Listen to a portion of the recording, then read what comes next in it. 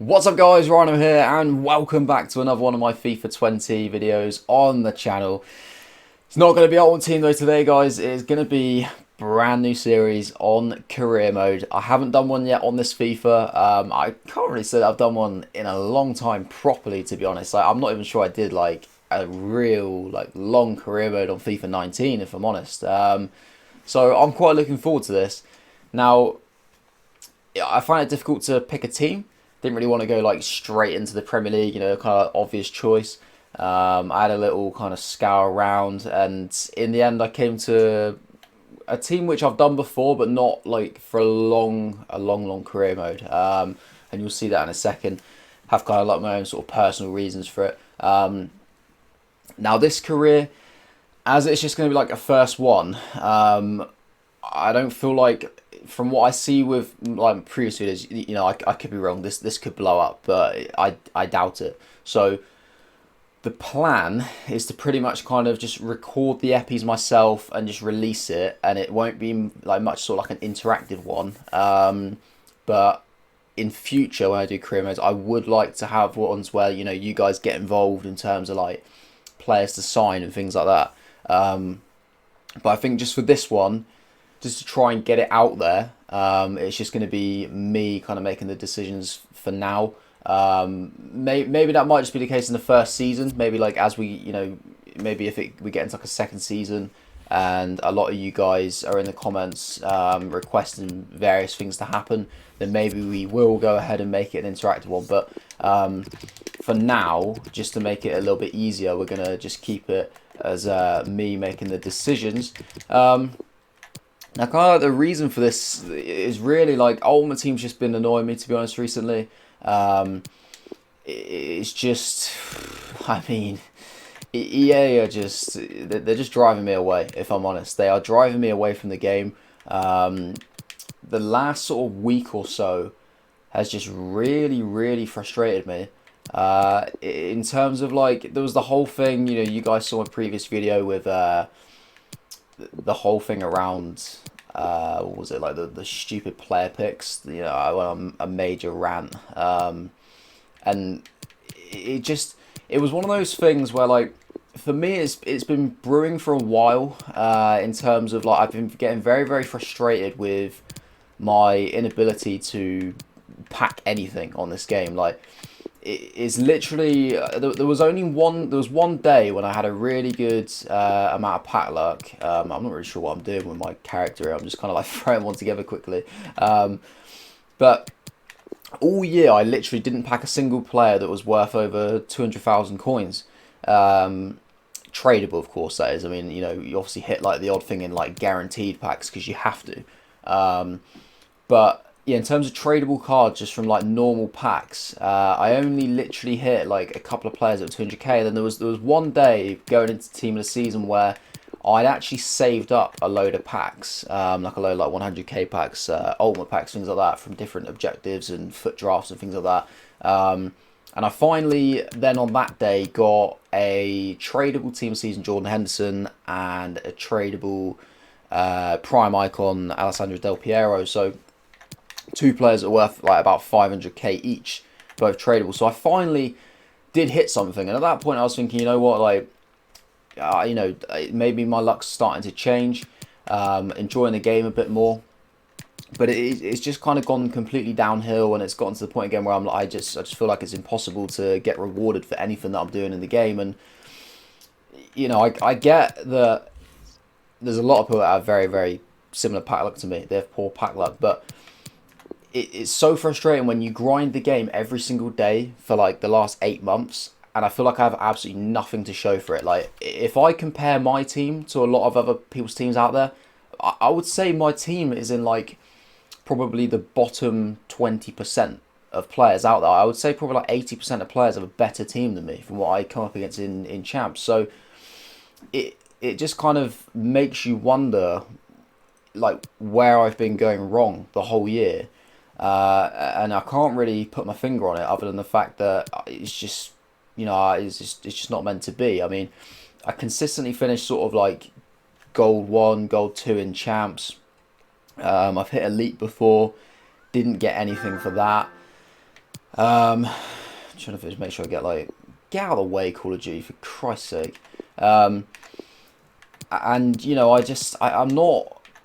I think the only thing that I could possibly do is maybe trade, but it's just not. It's not really the sort of thing that I would get like much enjoyment out of, if I'm honest. We'll go ahead with that. We'll submit that. That'll be fine. He looks pretty normal. So.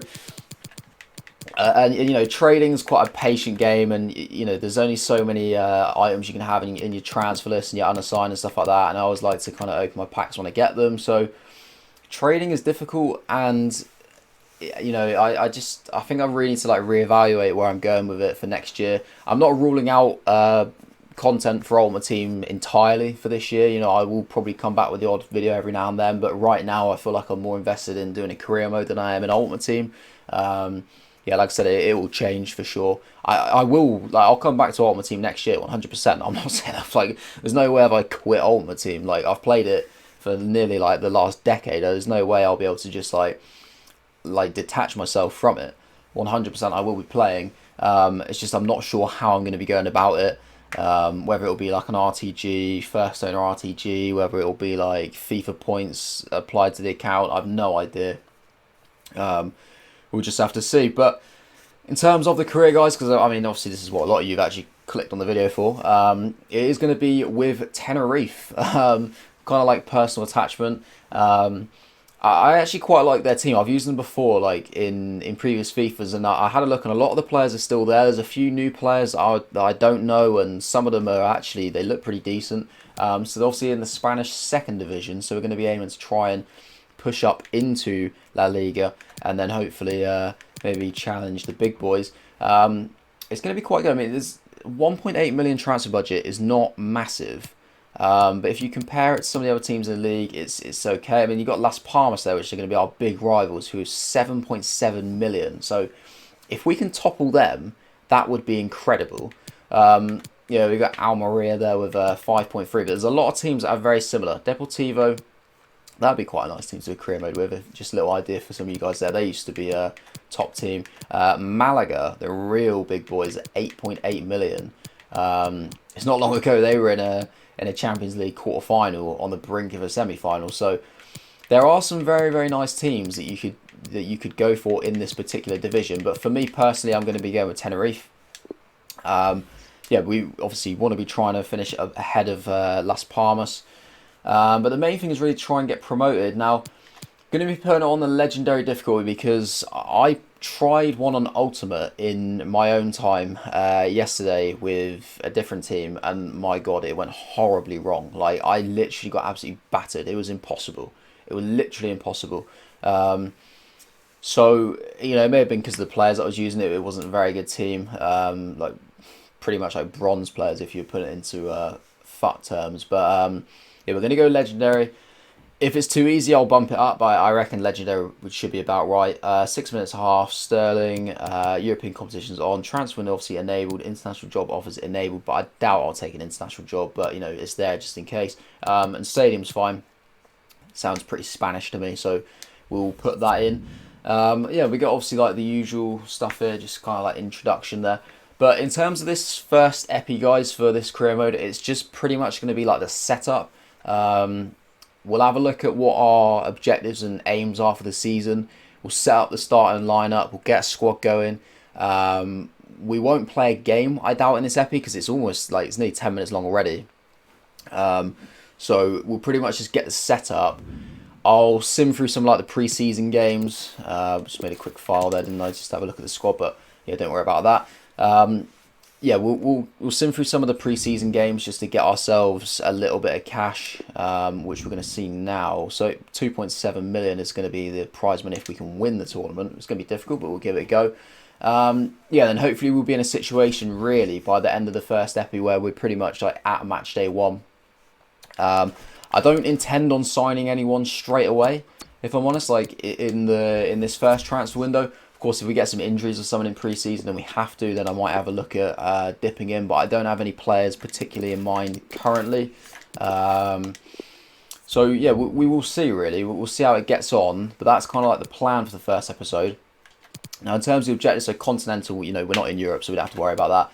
Domestically, they want us to gain automatic promotion and to reach the last 32 of the Copa del Rey. So, interesting with the promotion one. I never understand this objective in cricket. It says to gain automatic promotion. So, they're saying that if I was to go up via the playoffs, it wouldn't be enough, pretty much, is what they're saying, which seems ridiculous. But, take it with a pinch of salt. Financially, they want us to reduce player wages by $9,000 a week. So, does that mean we're going to have to sell people? I guess we're going to have to sell people. We're not going to be able to lower people's wages on the contract, are we? I don't think that'll work.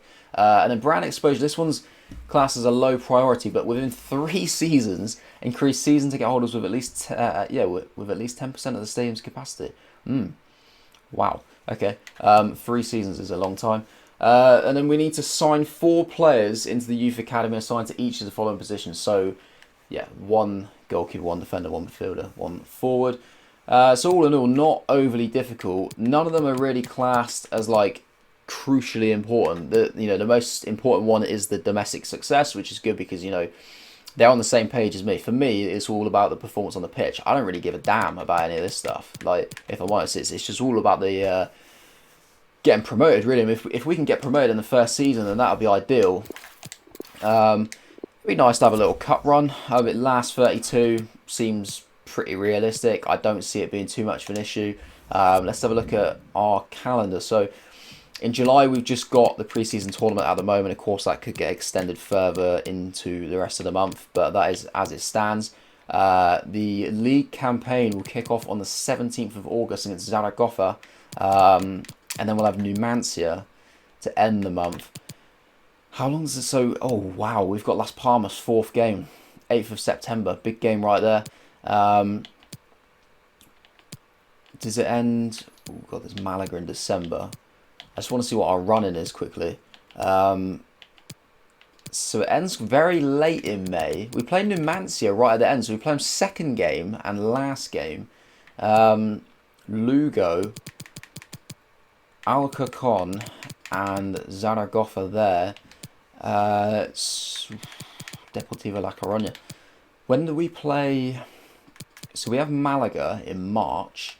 So we get Las Palmas out of the way very early doors then, don't we? Wow, so we would have played Las Palmas twice by the end of January, which is interesting.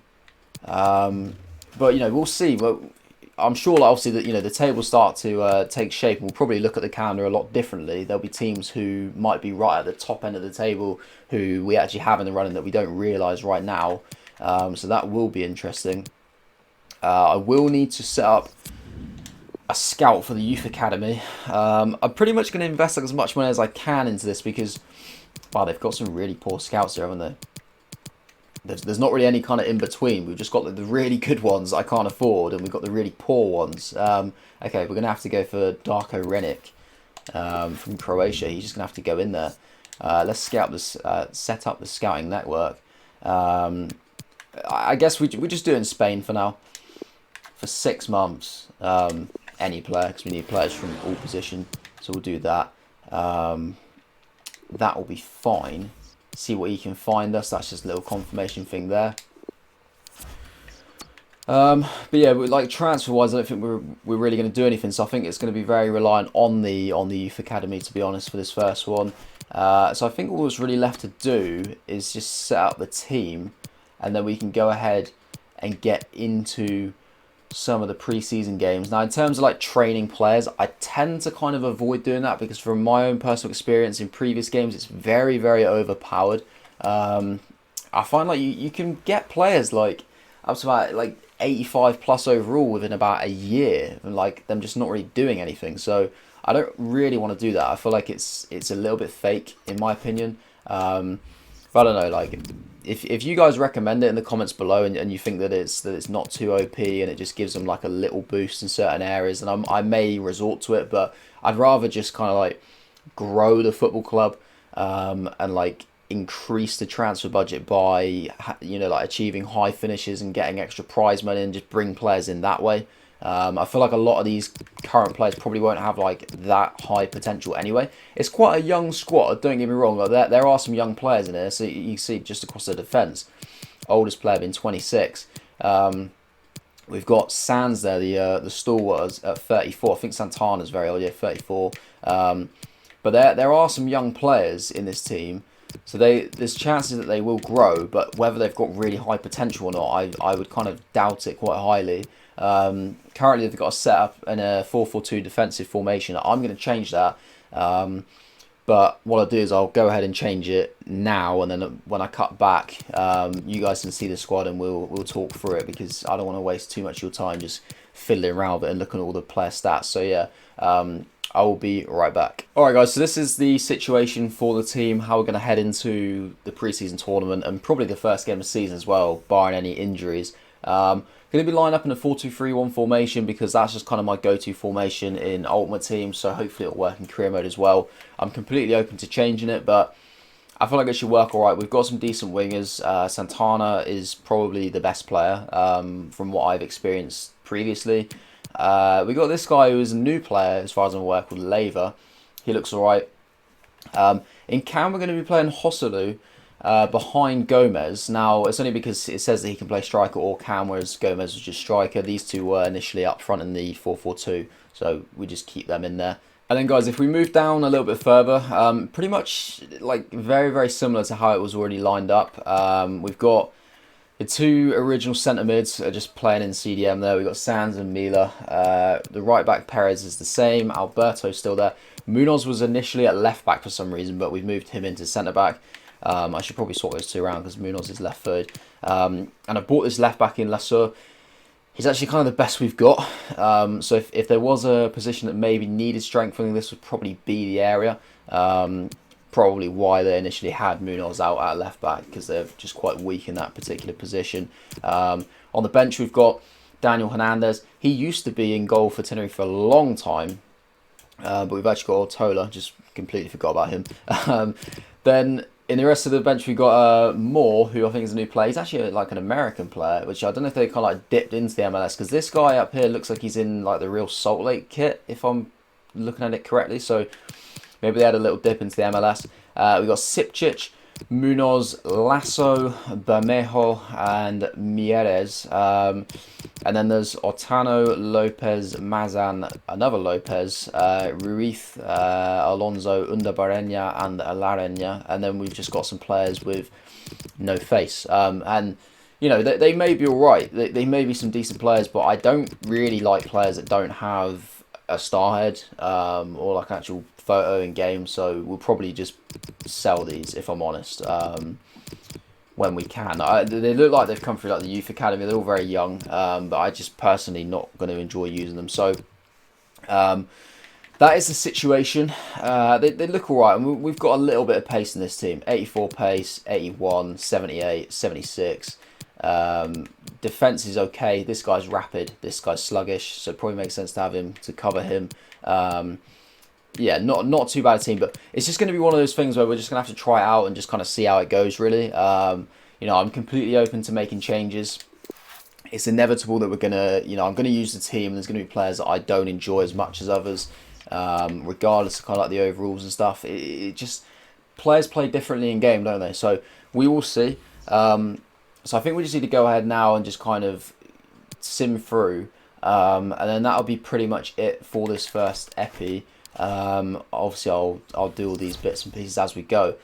They've added all this like new like player chat in. It just like it just annoys me, man. Like, it's just so pointless. So, greetings, boss. On behalf of the whole team, I'd like to give you a warm welcome at Tenerife. Like, well, okay. Excited about the future. We'll go with that. But you just, you know, these are sort of things that used to frustrate me anyway, when players would come in and ask for like, you know, to be put into the starting lineup, and now you actually have to have like proper conversation with stuff and like keep the morale of the players up. I'm just like, I ain't got time for that. But I get why they've done it, to make it a bit more realistic, but I feel like they've kind of overstepped the mark with it. Like, I've seen like there's you do like press conferences for like every game and like interviews after every game and stuff like that, and it's just like, my god, like, it's just such, it just takes up so much time. Do you know what I mean? Like, I'd rather just get into the games and just blast through the games. Like, I'm not here to chat. Do you know what I mean? Like, I'm not here to chat to the press. I'm here to win football matches. So we do actually get a win on the board. which puts us into second. So hopefully we can get into the knockout stages. We've got to play a team that's currently bottom. So hopefully we can get to the knockout stages to generate a little bit of extra revenue. Who's this time? Oh, I was going to say, that ain't one of my players. Jose Vidal. Right. Just on about international management, that's fine. I don't think we will take an international job just because I find personally, like, it distracts me. Oh, brilliant. We actually lost that game. This is touch and go now because we... Wait. Oh, no, we are out. We lost the first game. Wow, we're out. Okay. We are knocked out. But I find, like, international management just kind of distracts me. Like, you know, you'd be like right in the middle of a season and you think, you know, you get really into it and you just want to blast through the games, the next game, and just start like pushing further and see if you can hit promotion. And suddenly it's like, oh, got to play an international friendly. Like, I don't need it. It's a distraction. It's just frustrating. On about the performance there, we do have £657,000 to add into the coffers. That we're probably not going to use in this first season, if I'm honest. I think realistically it's just going to be put towards like the youth academy, and if we can, you know, try and just save a bit more money, so then hopefully it'll give us a bigger transfer budget for next season if we are in La Liga to help us challenge. Because of course, if we get promoted, we're going to need to invest for sure. Definitely not going to accept that offer. I need this guy. But yeah, we're going to need as much money as possible really going into the second season. So if we can kind of get like the most out of this particular squad that we've got here and push it as far as possible, then that will give us a much bigger platform to build off of next year. It looks like it's just a case of kind of waiting here at the moment. We're just kind of simming through the days. I think it's the 17th, wasn't it? So just blasting through. Nothing's really happening. Nobody really wants any of our players by the looks of it. Oh, so we do have a scouting update. I don't really mind in terms of like the position or the starting overall. For me, it's all about the potential.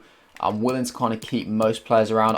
Like these two, probably pointless because, you know, this is obviously at the moment, because they've only been scouted for 1 month, it's a very much like a rough guide, but you can see like potential somewhere between 55 and 75. So just not going to be good enough really for us. We want players who are going to have big potential. 57 to 79 is not going to be enough either. But these guys with, you know, realistically, this guy probably isn't going to end up with a potential 93. But if the range is 67 to 93 and his potential ends up as like 85, then that's brilliant. This guy, you know, in a few months' time, he might not quite cut it, but currently with a potential 61 to 85, I'm willing to keep him around. So we'll scout those two further, and I'm sure they'll be able to deliver us a few more players that we can have a look at in the coming months as well. Obviously set out for 6 months, so those two players there, we're going to be looking at them for the whole 6 month period. There's going to be others that will, you know, end up scouting for like 5 and 4. Just it will decrease as we move further on. Apparently Fulham want our club captain, Suso Santana. There's absolutely no chance of us selling him to them. He's just not for sale. This guy, he's Tenerife through and through. In fact, we're going to block offers for him. He's just very much not for sale. Not even going to reject it. I'm not even going to entertain such an outrageous bid from such a small football club. Right. So we're pretty much there. So I guess that's the end of the epi, really, guys. Like it's been on for how long? Yeah, wow, like pretty much like 25 minutes, maybe just over. Alberto from Monterrey for nearly 2 million. That is a big offer. But he's such an important player of the squad. So again, like, in fact, I'm going to block offers for all those players because I need to keep them all. But yeah, it's been a good start. I feel like we're pretty much like ready now. Everything is set up as I would like to have it set up for the first episode. In episode 2, the plan will be pretty much to obviously definitely play that game. I'd like to play the second game against Numancia as well. Get ourselves out of the transfer window, so we don't have, you know, like it all looming over us in terms of like any big offers coming in, because you never know if a monster offer comes in for a player that I might have to accept, but I find it unlikely, but you never know. But as soon as we can get out the transfer window, then we can focus on really smashing through the games in the new season. So that will be the plan for the next epi. You guys will not want to miss it. hopefully you did enjoy this first video. Obviously, you know, I get like it's a little bit kind of boring at times. You know, you might a lot of people probably won't necessarily care too much about the setup. They just want to see the matches, but I feel like I have to do it for you guys that want to follow the career properly. You want to know the ins and outs of everything that's going on and my thinking of like everything that I'm doing in the career. So if you did enjoy it, guys, feel free to smash the like button. Comment to let me know what you think about it so far. And if you are new to the channel as well and you haven't subscribed already and you want to do so, feel free, would be much appreciated. But that is it from me, guys. Hope you enjoy the rest of your day, and I will see you later.